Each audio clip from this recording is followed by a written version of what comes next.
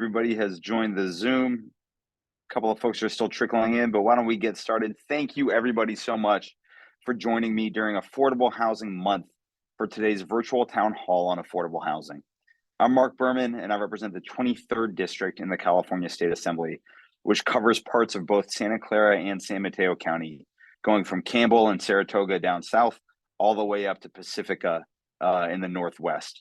And while I represent some of the wealthiest communities in the country, I also represent tens of thousands of constituents who struggle every month just to pay the rent and keep a roof over their heads. In fact, in California, 1 in 3 households, more than 13 million Californians, don't earn enough money to meet their basic needs. The cost of housing is the driving factor in their struggles. According to the California Housing and Community Development Department, California's housing crisis is a half-century in the making. While we've been wildly successful at creating jobs in Silicon Valley, we have failed miserably at building the housing necessary to meet the demand from all of these new jobs, making the Bay Area the epicenter of California's housing crisis. As some of the panelists will touch upon, those who are struggling are not strangers, but could be your friends or neighbors who work multiple jobs and are still at risk of being pushed out of their communities. They might make too much money to qualify for affordable government subsidized housing, but their wages are too low to afford the astronomical cost of market rate housing in the Bay Area. Decades of failure have left California in a position where it must plan to build more than 2.5 million homes over the next 8 years, and 1 million of those homes must meet the needs of lower income households. And unlike prior efforts, this time we are trying to ensure that this housing is not just planned for, but actually gets built. So thank you again for joining me today to learn a bit more about how we got into this housing affordability crisis in the first place, who it is impacting, and how we can all play a role to get us out of it. I'm honored to be joined by 4 expert panelists. We have Catherine Peoples, CEO of HPP Cares, Eric McGee, Senior Fellow at the Public Policy Institute of California, Nevada Merriman, Vice President of Policy and Advocacy at MidPenn Housing, and Dr. Margot Kushel, Division Chief and Director of the UCSF Center for Vulnerable Populations, and Director of the UCSF Benioff Homelessness and Housing Initiative. They each have unique backgrounds in housing and will be presenting their expertise on various aspects of the housing crisis. Today, we'll be touching upon who is being strained by the rising costs in rent, possible solutions to addressing the lack of affordability, examples of how to build additional housing like ADUs, and who exactly is being affected by homelessness in California today. We will have approximately 15 minutes at the end for questions. So if you would like to ask a question of our presenters, please submit your question using the Q&A function in Zoom. We have also received a few questions in advance. And now I would like to introduce our first speaker, who I believe is going to be Catherine Peoples. Catherine is CEO of HPP Cares, and she's the visionary behind HPP Cares, which is a HUD-approved housing counseling agency, as well as Housed Construction and Development, a subsidiary company of HPP Cares. Catherine spearheads strategic initiatives that aim to dismantle barriers to affordable housing opportunities for low to middle income Black, Indigenous, people of color communities. So Catherine, I'm going to turn it over to you. Thank you so much for joining us today. Wonderful. And I'm super honored to have this opportunity to speak with you. So thank you, Assemblymember. And I just wanted to double check with our logistics. Will I be sharing my screen, or will our host be positioning our screens for us? I think you should have the ability to share. Give it a try. Okay. And if that doesn't work, well, it looks like it's working. Perfect. Okay. All right. We're in business. Okay. So I will just make it larger. Okay, wonderful. So I'm assuming we can see clearly. So welcome to HPP Cares Innovations in Housing. Again, my name is Catherine Peoples. I'm the Executive Director of HPP Cares, amongst other operations that we are managing. Our organization is a 501c3 organization. We are recognized by the IRS as well as HUD as a nonprofit organization. We are certified HUD housing counselors, certified in various aspects from mental health to real estate, as well as construction. And for a conversation today, we are ADU specialists with the certification. Our organization not only administers the ADU grant for the entire state of California through the CalHAFA program, our organization also has a fund control component to ensure that participants of the CalHAFA and many of the other ADU grant programs throughout the state of California are being administered and being where contractors are vetted, and then in turn participants are able to ensure that they receive a completed ADU for whatever grant funds or stipend that they might be using. In addition to other services that our organization offers, we assist all the way around full circle from pre-purchase to post-purchase education for homeowners, helping those become financially capable and becoming homeowners eventually. So for the conversation for today, what is an ADU? And so an ADU has various definitions. Let's say there could be potentially an ADU where you actually have where it's detached, and that would be detached from the main residence, where you would be utilizing underutilized space, potentially in your backyard is where most people place detached ADUs. Then there are attached ADUs where they actually are connected to the actual single family resident or potentially multifamily units, 1 to 4 units. You also have ADUs that be considered where it would be a conversion within the existing space of a single family home. Some folks know those as either conversions where you would take the garage and do a garage conversion, and or a JADU where you carve out the existing space within the single family residence. Most folks use this or identify that space as potentially a master bedroom that is off and has its own separate exit and entrance. Regardless, whatever you need to do, if you are looking to do an ADU, you need to first start with meeting with your local building and safety or planning and zoning office. And basically it's that simple. As a resident, you would go to building and safety, planning and zoning, and then in turn you would say, I'm looking to do an ADU at 123 Main Street, and then in turn, they would give you what they would allow within that jurisdiction.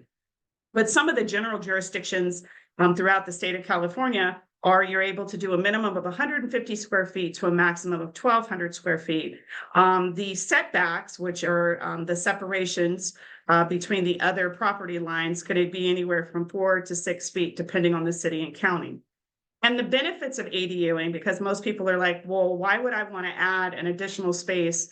Most people find it because it's a way to increase property value and or create passive income or potentially house a loved one. So those would be the general uses as to why someone would want to add an ADU. And obviously within the state of California right now, we're all looking for affordable housing options. So ADUs are a definite solution. There have been so many regulatory changes with the program from 2019 all the way through to current year, where in turn you see a myriad of, you can ADU, there's no parking requirements. Now you're able to have a height requirement with detached ADUs, and the obviously looking to sell those ADUs separately. So there's a myriad of regulatory changes that have changed throughout the state. And I'm happy to share any of those with anyone who's interested in some good bedtime reading. What I want to do is get into the meat and potatoes of this for the audience that's out in ADU land. I want you to definitely take note of some of the information that you do see on the screen. These are amazing resources that someone who is looking to do or build an ADU can find very beneficial. Definitely take a screenshot of this. I will pull the screen up so you can also get the QR code. What I've provided you is the state of California has done an amazing job of staying ahead and providing ADU handbooks. Most folks don't even know this. There is an ADU handbook on the state's website. And so this website will allow someone to understand the policies, understand the language or the terminology or vocabulary with regards to ADUs, as well as be able to speak directly with the state of California if you're having issues with trying to get your ADU approved.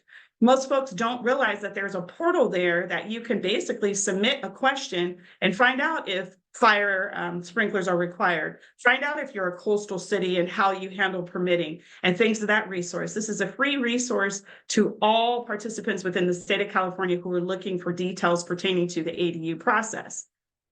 When you do submit that request, as you can see here down at the bottom of the screen, this is what the portal looks like. You would obviously put your name, your address, provide your question, and within 48 to 24 hours, they respond to you, giving you whatever the legalese or information that you're requesting, particularly pertaining to potentially sprinklers.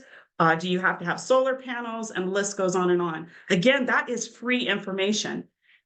What you will find as our organization has been the administrator for CalHAPA's ADU grant, majority of the grant program, you will find that there have been a lot of predatory activities now that ADU has become a very highly sought after activity.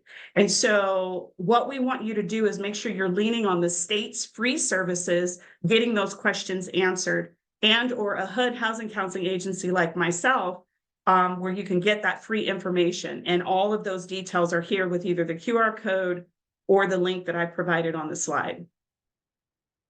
Now let's get into the types of designs of ADUs. What most folks don't know is they say, well, I know I can do a junior ADU, a detached, attached, but you don't understand that there are varying design types.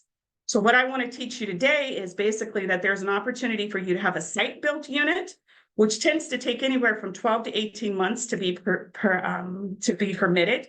Why does it take so long? Because day to day, it's being built on site. On site within your property, someone is coming on a daily basis to build that unit.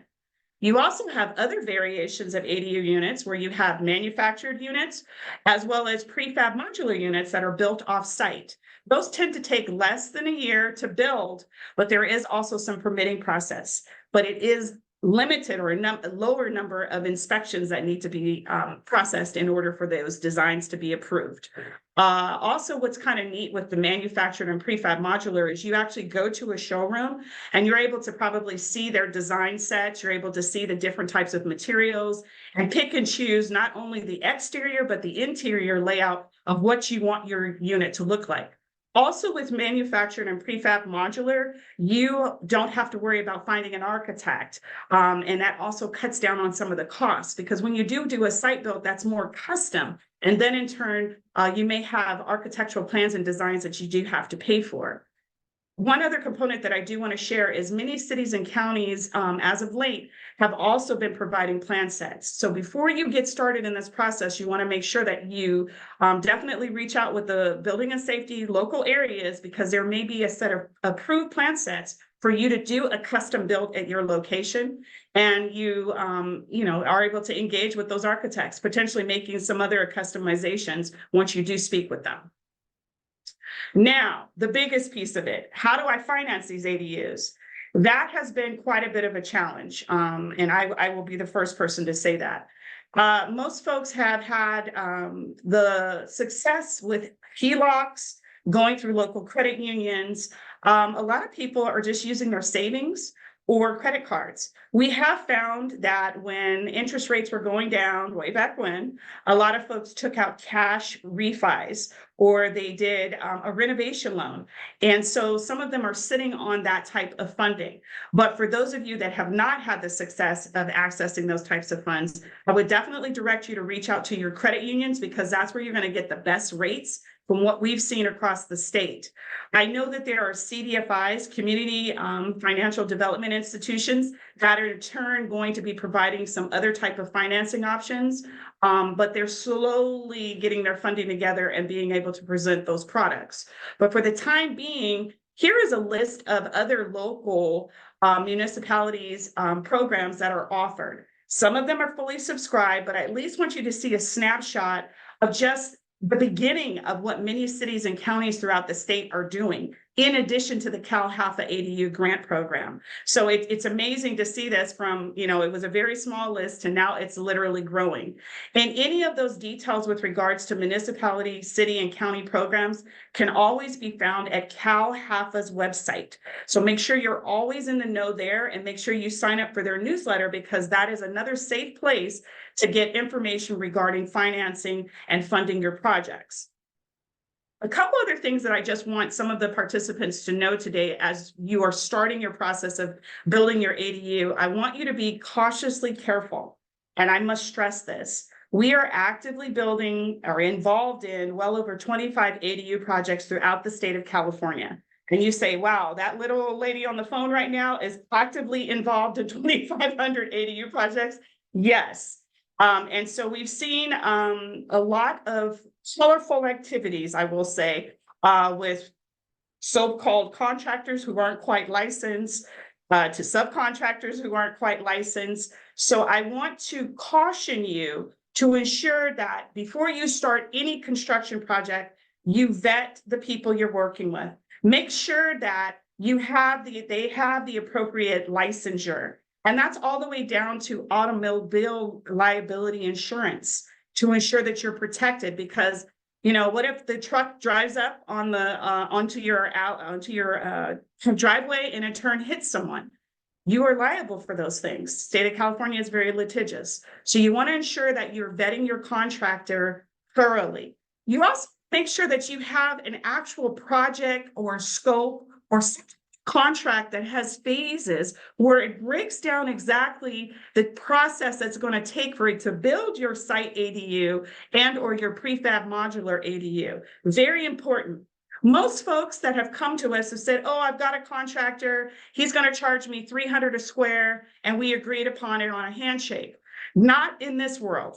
You want to make sure that you have an actual contract that drafts out all the costs associated with your project so there's no surprises.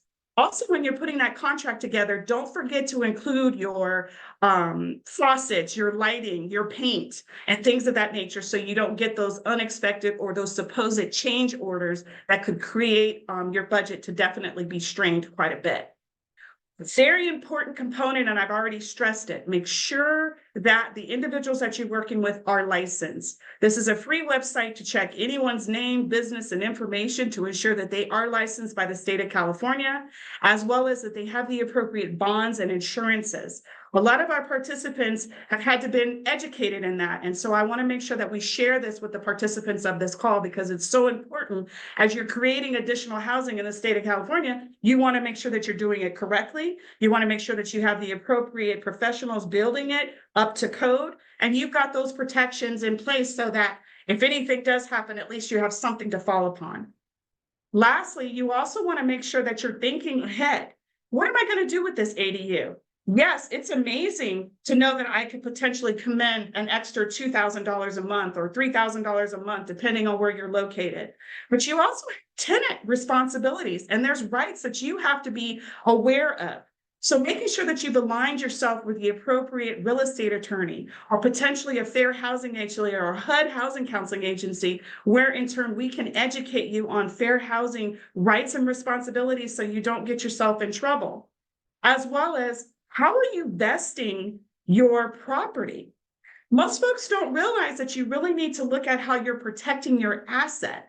This is the business of ADUing. And so it's exciting to know, oh, I'm going to put an extra unit. It's so, faux pas these days to add an extra unit, to say, oh, I've got tenants back there. That's the pretty side of it. And potentially you could commend those rents. But there is also a business side of it that you need to ensure that you are protecting yourself as a property owner. And so there's several pieces that you want to think about as you get into this process. Property taxes. You also want to make sure getting the additional insurances. And these are all the important components of building an ADU.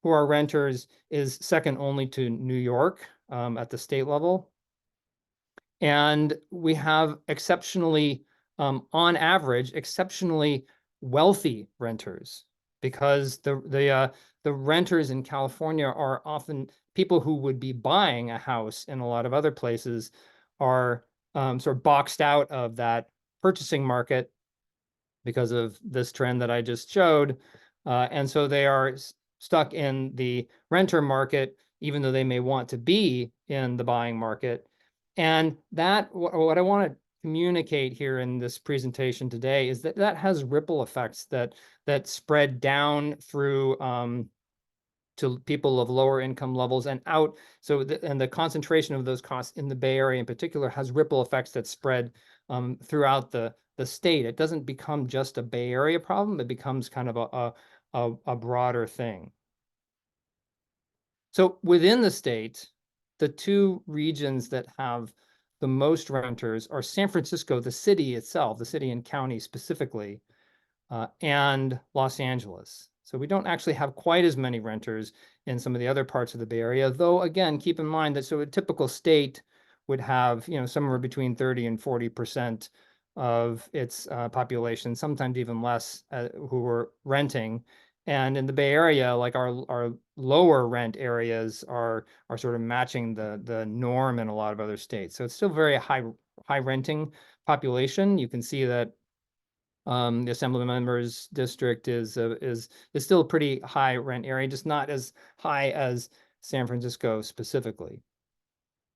And so what starts to get counterintuitive about these costs, and keeping in mind that when we're focusing in on these renters are where the cost crisis is most acutely felt, because people who have managed to purchase into the homeowning market, they have their home. In many cases, they have a fixed rate mortgage, and they have essentially hedged against future increases in prices. And in some ways, they benefit from the appreciation in price, because their asset that they possess is now worth more money.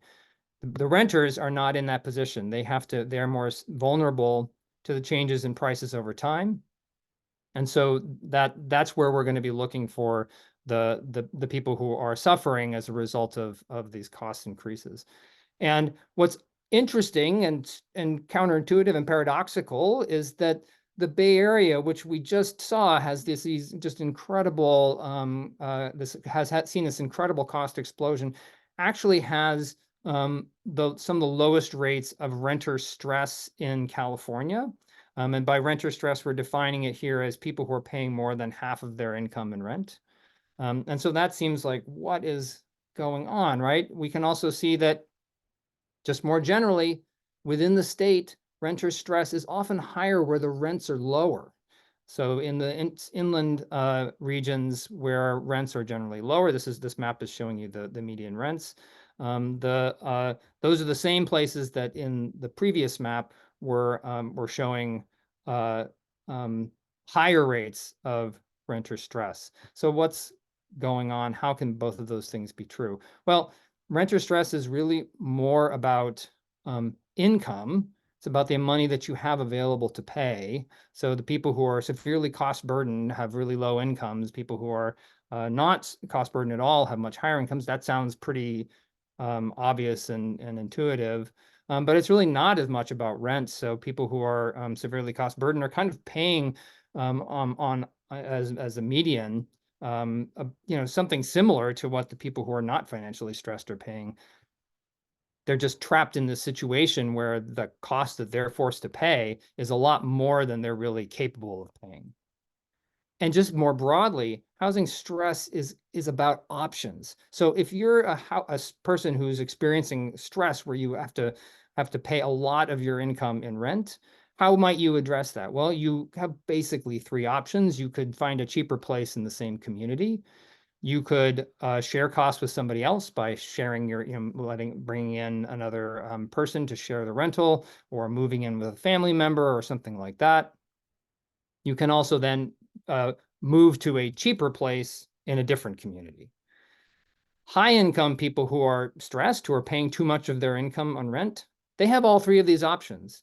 because by definition, if they're high income and they're paying a lot in rent, they're paying a lot of their income in rent, they're paying a lot in rent. And so they could find a cheaper place in the same community. Lower income people who are stressed really only have those second two options, if any options at all. So they're much more stuck. They don't have the same choices that higher income people do to address the stressful situation. So that last piece is where we're seeing the pressure of the housing prices and the rental costs really having an impact on the Bay Area. People are leaving, and they're leaving in droves. This is not news, but it is definitely true. And these are just the people who are leaving within the state to other parts of the state. There's also a lot of people who are leaving the Bay Area for other states as well, but there's just been a real exodus from the Bay Area. And who's leaving? Well, it's much more likely to be lower income people who leave the Bay Area. There's still a decent number of people who are middle or higher income who are also leaving. But the really lowest income people are the ones who just, they basically, if they can find a way to go somewhere else, they often will, because the prices are just way too high.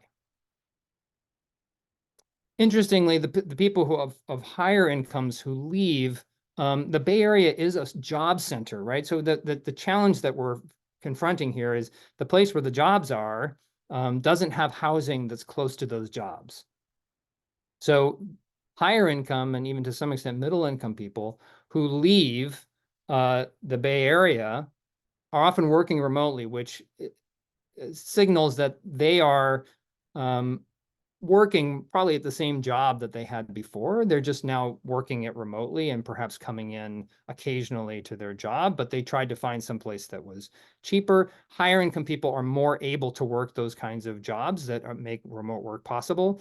And so they take, I mean, you can see the people who've recently left the Bay Area, over 40% of them, of the high income people who left the Bay Area, are working remotely. And a number of people of those middle or higher income categories are actually commuting back to the Bay Area. So they leave, but they're still taking the Bay Area. They're still coming back for that Bay Area job. They don't probably want to leave. They just feel like the price differential is so acute that they kind of feel compelled to. And it's important to keep in mind, and this gets back to the housing stress that we saw being more acute in the interior of the state. When people move to another region, when these higher or middle income people move from the Bay Area to have a cheaper place to live and then work remotely or commute back into their job, they come with a higher salary that then pushes up rents in those interior regions and starts putting pressure on the people who live in those interior regions already. And that's where you start to see some of this stress. So that plot that I showed you at the beginning with how increased rentals, you saw that it was happening all over the state. And in fact, it has accelerated a little bit more in some other parts of the state than the Bay Area recently. And that's because we're dealing with a whole system here. It's not just the Bay Area in isolation. The Bay Area's high housing costs have ripple effects that spread out to the rest of the state. So just in summary, Bay Area housing is extraordinarily expensive. That's not news.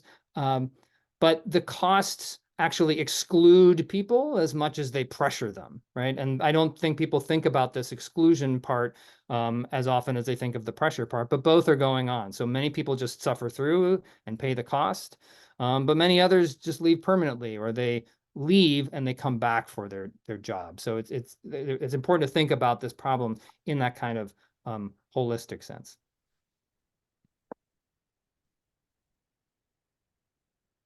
Thank you, Eric, and you know that point that one of those last points you made about the impact that the housing crisis in the Bay Area is having on other parts of the state. I spend a third of my year in Sacramento for my job, and we've seen that here in Sacramento. So many people moving from the Bay Area to Sacramento, putting pressure and stress on people who have lived in Sacramento their entire lives, and the increased cost of living that's impacting them, while their wages are not necessarily going up. So I appreciate that point. Next up, we have Nevada Merriman. Nevada is Vice President of Policy and Advocacy for Mid-Penn Housing, and she has more than 15 years of experience in housing policy, advocacy, and real estate development, and has produced 3,000 plus affordable homes in Northern California. She holds a strong commitment to coalition building, community engagement, and neighborhood outreach. So Nevada, take it away. Hi, thank you so much. I hope you can hear me okay. Perfect. Thanks for that introduction. I'll just add a couple things to that. I am a housing commissioner in the city of Menlo Park. I am on the Silicon Valley SV at Home Board of Directors, and I bring that up because May is Affordable Housing Month, so you can go to an advocacy event every day in the month of May, and it's not too late to get in on that. And lastly, I'm a advisory committee member for the Bay Area Housing Finance Authority, and we'll get into what that actually means in a second. Let me share my slides here. Excuse me.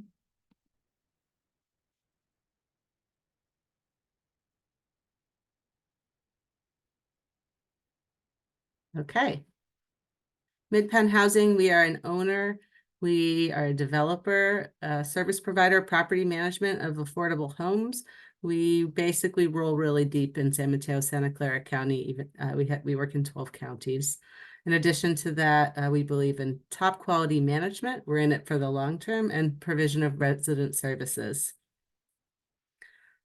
We have quite a few homes in Assemblymember Berman's district, including many for low-income families, seniors, and all other supportive housing populations. And we have quite a few in the pipeline in 3 projects. I want to give a special shout out to the office because last year, through discretionary state of California funding, the city of East Palo Alto, no longer in the district, but was in the district then and adjacent to the district, and well supported by its political leadership, received an $8 million state funding award, and that supported 2 things: housing, but also city infrastructure, which is really important. Cities don't have the infrastructure to support the housing they need. So the problem is pretty structural. Those are 2 big components of it, but want to just give additional thanks to Assemblymember Berman. Okay, this is we're going to move fast here so we have time for questions. I believe my personal orientation is that every single person in housing in California deserves more housing choices. And we focus our attention at Midpen on the extremely low income folks because this is who feels the problem most acutely. So if you are severely cost burdened, and 76% of people, that's that dark line there, all the way to the left, you do not have a lot of income left for things besides housing. That means you're expense juggling, and that those investments that are unseen, that that people at higher income levels can do in education, in health, and saving, those are not possible under these conditions. And it really does stress these folks, which the previous presenter got into. Housing need in San Mateo is pretty similar to that in Santa Clara, showing 25,000 homes of a shortfall. So this is, in fact, 50 years, decades in the making, and we're trying to claw our way out of our current condition. We are about to get point in time counts. This one is up to date. The next county is lagging a little bit, but they're pretty similar. Point in time counts, an exercise that is done either every year or every 2 years, where folks go out and I've done this before, walked a whole precinct at 4 a.m. and taken notes about where in the community who we're seeing on the streets. And this comes up with the unsheltered homeless population to over 2,000 folks in San Mateo County. Job loss, eviction, rent increases. This is a story about money, why these folks are becoming homelessness. And our community has money. So want to focus our attention on how we can up our level of investment and get folks housed and off the streets. In Santa Clara County, 10,000, this mostly in the city of San Jose. Again, job loss. We have some mental health, substance abuse, also changing your family structure, separation or breakup, which puts a lot of financial stress on families as they're splitting up. The main issue here is that we know what it takes to make folks able to be permanently housed. We're doing it, but for every one person that's coming out of the system, 2 to 3 more are becoming homeless. So we can't keep up. And this, I think, really is a concern in the community because there's a moment where folks are like, okay, we spent a lot of money on housing, but I still see a lot of folks on the street. So this is where we have to be pretty creative with our solutions and really ramp them up. The solutions I want to present are related to increase in funding. The first couple that are really at the state level here. Oh, excuse me, the second couple. So I'll start at the first one. A regional bond is going to be placed on the ballot in November. And this is so that we have in the 9-county Bay Area more resources to target the type of housing we'd like to see. And it's the first of its kind. So I'm on the advisory committee for this, which is under the Metropolitan Transportation Commission. And this is all very live action. We hope to see it in November. We hope to have the support of voters and really make the case for why we can end homelessness. It's a complex series of public policy choices that have been made, and we can unwind them one by one. It's not intractable. It's not something that we need to live with. At the state level, we are continuing to look to support from everybody in Mid-Penn's district that's in our 12 counties for a really critical constitutional amendment that will lower the voter threshold to 55%. What in the world is that? That means that right now, 65% of folks can choose to tax their property for schools, for critical infrastructure of any sort, and it fails. I'm sure many of the people on this call who have been active in some kind of campaign to do this, most commonly is for schools, and lowering that to 55% will make it more democratic. This is a relic of the past, and we think it just needs to be changed. So we hope to see that on the November ballot. And then there is a $10 billion state housing bond. Why would we need $10 billion in addition to $20 billion regionally? And that's because the programs work together. And the programs at the state are usually addressing the people that are the neediest people. So there's really bespoke programs for veterans, for homeless folks, also for transportation, homes that are next to transportation, and infill programs. We have been able to provide, with increases of funding, additional homes. So 30,000 extra homes when we passed a lot of regional measures in Santa Clara County. That was Measure A. San Mateo County, that was Measure K, the half-cent sales tax measure. These funds are mostly gone, and we're at the brink of backsliding, which is why we really need to support additional investment. We talked through that strategy, lowering the voter threshold. I know it's complicated. Voters get a little nervous when they don't understand it. So I hope everyone here leaves with what that is. And if we're able to do that, we know we can unlock billions of dollars regionally. We may otherwise not be able to get to 67%, but we think we can get to something much higher than 55%. And this remains a top issue. If you've gotten a phone call, because if you've gotten one of these polling phone calls that are asking for what are the issues that are really concerning you today, housing and homelessness remains the top issue. Enterprise community partners recently released information about how many total affordable homes are in the Bay Area. Over 40,000 homes are entitled, and they are not able to move forward. So that means that cities have approved their plans, but they do not have the financing to move forward.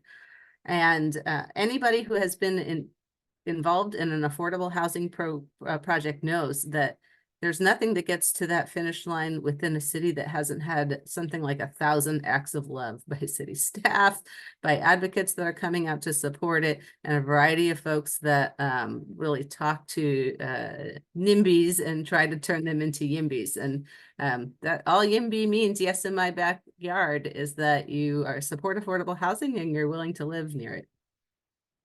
Okay, I'll stop there. I hope to have time to answer questions, and thank you so much for the opportunity. That's fantastic. Thank you so much, Nevada. And next up, last but definitely not least, is Dr. Margot Cashel, who's Division Chief and Director of the UCSF Center for Vulnerable Populations and Director of the UCSF Benioff Homelessness and Housing Initiative. Dr. Cashel's research focuses on the causes and consequences of homelessness with the goal of preventing and ending homelessness. She's the principal investigator of multiple National Institute for Health studies, including a Hope Home study, a longitudinal cohort study of homelessness in older adults, and advanced care planning and permanent supportive housing. And I know she and her team at UCSF Benioff Homelessness and Housing Initiative have recently come out with a lot of new data talking about how homelessness is impacting older Californians. So Dr. Cashel, I'll turn it over to you. Great, thank you so much. I'm gonna talk about at the confluence of both Affordable Housing Month and Older Adult Month about the problem of homelessness in older adults. So just by way of background, the population experiencing homelessness is aging. So if you look at 1990, about 11% of single adults experiencing homelessness were 50 and older. In 2003, 32% were. And from our statewide representative study of older adults that we released last year, 48% of all single homeless adults in our state are 50 and older. This is likely a generational effect, in part. Americans born in the second half of the baby boom, so from about 1955 to 1965, have had an elevated risk of homelessness their whole lives. This is from work that looked at shelter population among American men and found that in the early 1990s, there was this big bubble of people in their early 30s, 2000 in the early 40s. By 2010, it was sort of late 40s, early 50s. This is really a generation that had a lot of bad luck in terms of entering the job market during a recession, entering the job market at a time of the decline of unionization and an increase in income inequality. They also entered the housing market at a time of a severe change in federal support for affordable housing and at the rise of housing costs. This group is, the aging is expected to continue for a little while longer. In fact, the fastest growing group of people experiencing homelessness are those 65 and older. And estimates are that their proportions will triple between 2017 and 2030. Finally, I think it's just really important to note that when we talk about homelessness, we're really talking about a disparate impact on people who are Black or Indigenous. And it really is an issue of racial justice in our country until, that home ownership has been the primary means of intergenerational wealth building. And until very recently in our history, we had legal discrimination in home ownership that operated through racial covenants that created segregated neighborhoods, and then the banks with the process of redlining, where if you lived in a neighborhood that Black or Indigenous or Latinx communities could live in, you were not eligible or were not offered mortgages. Even though this is no longer illegal, we see it playing out, like for instance, in the predatory lending crisis of 2008, which really targeted Black and brown homeowners. We know that there's substantial ongoing discrimination in the rental markets. You add to that all the other well-documented forms of discrimination, and it's perhaps not a surprise that Black Americans are 3- to 4-fold overrepresented in the homeless population. I'm going to present some results from our study Toward a New Understanding, which is a statewide representative study of homelessness that we conducted in 21-22, released last June. And I'm primarily going to focus on results that we released last week in our report on older homeless adults. These are all available on our website, and you can download them at any time. If you look at who experiences older adult homelessness in California, and I'm focusing on those 50 and older for reasons that will become clear in a second, the median age of the adult homeless population in our state is now 47. The oldest person we spoke to was 89. As I said, if you look among the single homeless adults, so not moms with kids or the very young adults, 48% are now 50 and older. And of everyone who is 50 and older and homeless, 41% had never been homeless, not even for one night before the age of 50. People experiencing homelessness in California are Californians. And if you look at among older adults, 91% of older adults experiencing homelessness in California last stably lived, so they were housed for a long period of time in California, and 77% were experiencing homelessness in the same county from which they lost their housing. These really are our neighbors and our friends. 31% of older homeless adults in our state report a Black racial identity versus 6% in that age group statewide, 3% in Native American identity versus 0.3% statewide. Latinx folks are underrepresented in older homeless adults, but overrepresented in younger homeless adults. How do people wind up homeless in late life? Of those who experience homelessness and are 50 and older, 19% came directly out of institutional settings. This is pretty evenly divided between prisons, long-term jail stays, and health facilities, including long-term hospitalizations, nursing homes, drug treatment centers, and the like. 46% came from what we call a non-leaseholding situation. These are folks who were housed but didn't have any legal rights to that housing. So they were doubled up with family or friends. And 35% came directly from housing for which they had legal rights, mostly renters, although about 3% were mortgage holders. Among older adults in California who became homeless, they were desperately poor. In the 6 months prior to homelessness, the median household income was $920 a month. If you look at the non-leaseholders, the median monthly household income was $996. 42% were not paying rent, so had very little rights or ability to have agency in that housing. But those who did pay rent paid a median of $412. Among the leaseholders, their median monthly household income was $1,100, but they spent $659 on rent. So two things to say: if you're living for your household on $1,100, you can't actually sustain paying $659 a month on rent. But also, once you lose that housing, there's really no place in our state that you can re-enter the rental market at such a low amount. What happened when people are homeless? The experience is shattering. Most people, including older adults who experience homelessness in our state, do so unsheltered. When we looked at where people spent the majority of their nights in the last 6 months, 79% were unsheltered, 21% living in their vehicles, 56% in a non-vehicle setting like this, which we took during our study. Only 21% of older adults who experience homelessness spent the majority of their nights in a homeless shelter. Most of the time, we're running around trying to figure out where we're going to sleep at night. We're not worried about going to the doctors or going to see someone or going to get help with our mental state. The experience is really overwhelming. People are in extremely poor health.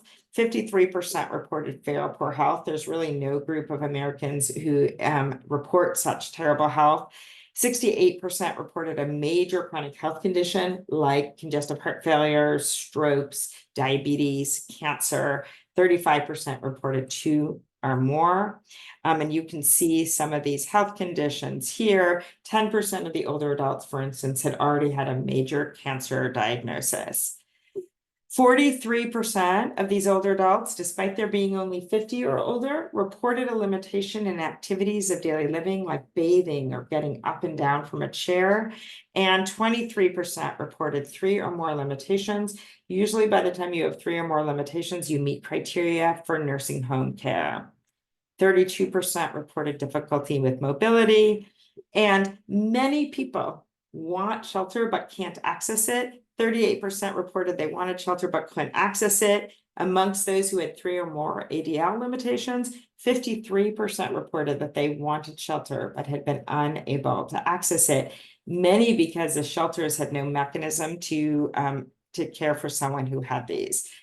A lot of shelters, they're not equipped for disabilities, for the handicapped. They don't have handrails. They don't have a ramp. The disability can be a problem. They don't accept us in a lot of shelters. Lots of mental health symptoms, but I will say most of these were depression and anxiety. 13% though were reporting active hallucinations, lots of substance use, 30% with regular use of substances 3 or more times a week. This is primarily methamphetamine. So 26% of older adults report regular use of methamphetamines. And 43% reported a complex behavioral need, either substance use regularly, heavy alcohol use, a current hallucination, or a recent psych hospitalization. These are the population who needs robust supports and services with their housing when they return to housing, but they can be housed if they have those services. A lot of those who had those complex behavioral needs also had these problems of aging, which really ups the ante on what we need to do to create the supports to allow people to thrive in their housing. Lots of institutional use and acute care use, 37% with an ED visit, 25% had been hospitalized, and 5% had been in a psych hospital just in the past 6 months. And so what is keeping people homeless? The rent is just too high. Among older adults, 86% said that they remained homeless because they could not afford the rent. There are all sorts of myths about people experiencing homelessness who don't want housing. There are some people who will reject shelter for a variety of reasons. It is almost impossible to find people experiencing homelessness who will not accept an offer of housing, but the rent is simply too high. Older adults face other barriers, though, a fair amount of discrimination in the rental markets.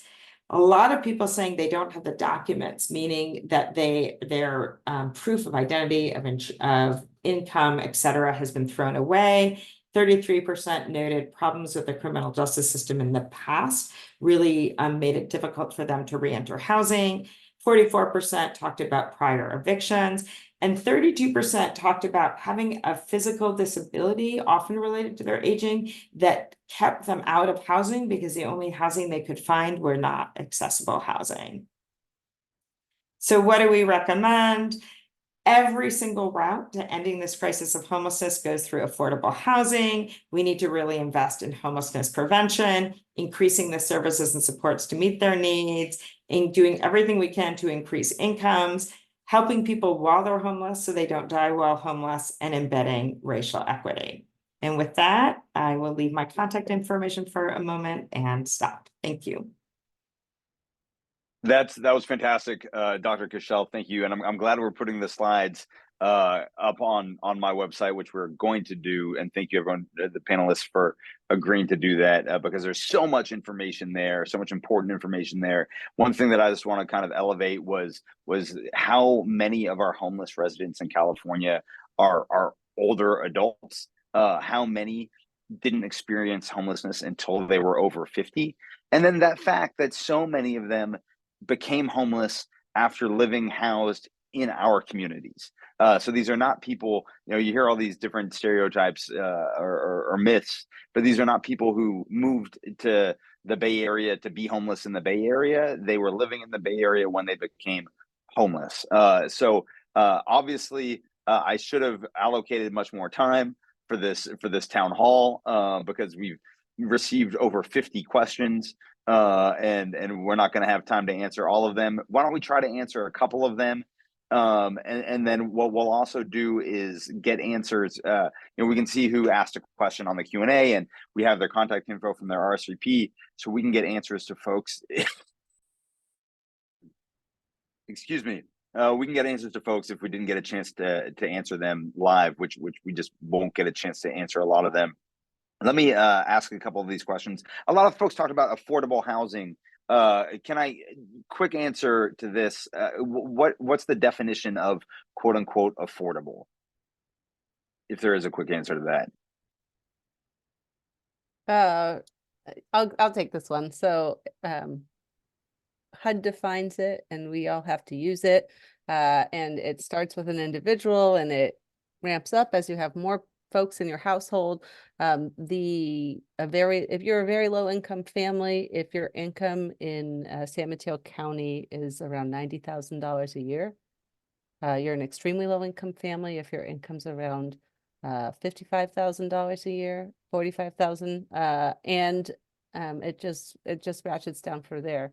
What's unfortunate Yeah. is that $90,000 a year is 3 times the minimum wage. So we Yeah. have a lot of That's- high income earners pulling that way up. Oh, that's exactly the point I was going to make. Thank you for that. So even people making 3x the minimum wage are still considered low income in the Bay Area. So somebody asked, cities used to have residential hotels near downtown that were very affordable and popular with retirees and singles. I can think of one in downtown Palo Alto that's now a boutique hotel and a Nobu. Why are cities tearing these down instead of, or repurposing them instead of building more of them? Anybody have any thoughts on that? You're not quite Erica, who asked that question, we'll get back to you with an answer. One person asked, it seems like a lot of dense market rate apartment projects are being approved, yet there is high demand for supported / affordable units and ownership opportunities. For example, condos, townhomes, single family homes. Are we building what the market wants? I'll take it again. We're That sounds like building a what you the question, top- Nevada. Yeah. Yeah, we're building what the top 20% of income earners can afford, and that's because it's expensive. I don't know any contractor who says, you might get through entitlements in 2 years and I'm going to hold the price. It just goes up 0.5%, 1% a month. That's the reality here. We're competing with tech companies to get the same workers on our job. So we're not building what the market wants. We're building 1 and 2 bedroom apartments.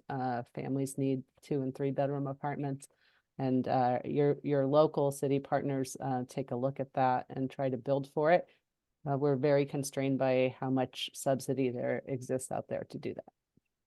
And thank you for that. And I heard from some builders a couple of months ago about how they're building less high density apartments and they're building more townhomes, and how that, I guess, financially pencils out for them a little bit more, which is a key part of the housing solution, but also fewer units, and therefore not necessarily maybe kind of meeting that existing shortfall that already exists. Nevada, I don't know if you want to add on to that. That's the only thing No. that's penciling right now. And what Eric said about people who are usually homeowners, but they're renters here, those are those folks right at the top there who are buying those homes. But we work with many residential market rate in partnership. We have many market rate developers, and those are the projects that I see moving forward. A lot of the other ones, commercial, et cetera, are being a bit slow walked at the moment. Yeah. And So somebody there's asked if so many. Oh, please go ahead. I was just going to say the multi-unit buildings also are overwhelmingly for rent, and so if people wanted to use a condo, say, as a way to break into the market, there's that's not a there in other countries, Canada, for instance, they build a lot of condos, and we just don't. I haven't heard a good answer for why we don't in the United States, but we really don't build as many condos, which might be what the young families would be looking for. 1,000%. And I mean, full disclosure, Eric, that's how I got into the market. Is when I was in my late 20s practicing law. I got a condo, and that was a huge help after I got married, and wanted to buy a very, very, very small house. So I totally agree that that's a huge kind of step on the ladder. Somebody asked I think a couple of people asked variations of this question, but if so many people are leaving the area, why do we need so much new housing? Is it mainly low cost housing that we need? Well, we definitely need low cost housing. I think again, the point is that it's all kind of a broader system. And so people leave because there isn't enough housing being built to bring the prices down to allow them to stay in the Bay Area or to move into the Bay Area. So the jobs are here. The desire to be here is here. But I say here because I'm in Oakland, but but it's just if you were to build more housing, there would be more opportunities for people to come into the area. the affordable part of it is super important. And you building just kind of any kind of housing is going to be helpful. But the high end housing is going to the effect of that is going to take a while to trickle down to lower income people, and the need is at the lower income levels is there now. So. Absolutely. Well, I know you and I live in Menlo Park, and we're really good at making jobs here. Really, really, really good. The state, through its housing element process, makes cities, all jurisdictions plan for the future and upzoning so that theoretically there could be enough homes for every income level. And Menlo Park was 700 times the very top above moderate rate, and 20% across the board for others. And by any account, the amount of homes that the state requires through that projection is undercounted significantly because we can't help it. We create jobs hand over fist. Which is fantastic, except we're not building the housing necessary to meet the demand. So absolutely. Anybody else want to add in on that one? It doesn't look like it.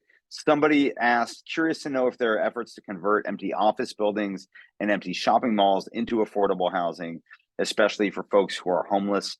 We have had numerous bills that have been signed into law over the last couple of years. I don't recall the bill numbers off the top of my head to try to streamline that process. But even then, it's hard. It's expensive. A lot of office buildings or strip malls aren't really built with housing in mind, and so I think folks are finding that conversion from office space to housing is a little more expensive than they anticipated. I don't know if anybody else wanted to add in on that. I could do it. Thanks for so many development oriented questions, but it works in a few places. Like in San Francisco, if you can only build 20 stories of affordable housing, but this building has 40 stories, for instance, then you have some kind of zoning in place that otherwise you couldn't take advantage of, and you can get those economies of scale. We don't really have that here. And when we price out what it would take to convert, and by convert, I mean, you got to have all this access for fire. You need to have the windows outside for light and air access, but mostly for fire, and redo the corridors inside and redo the stairs, add more elevators. Once you do all that to an existing shell, it's usually better just to start from scratch. It's sort of akin to doing a house remodel versus just tearing your house down and building new.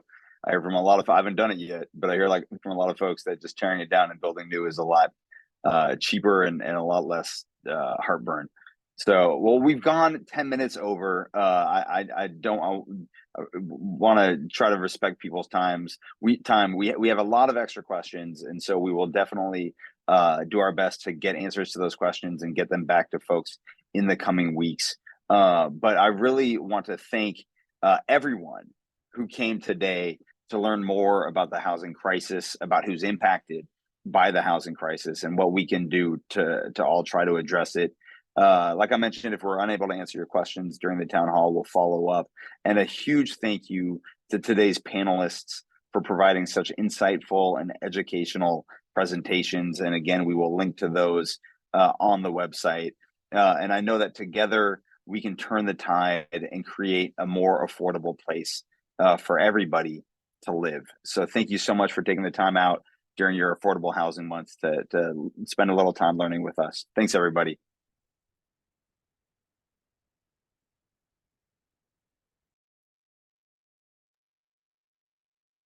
Thank you all.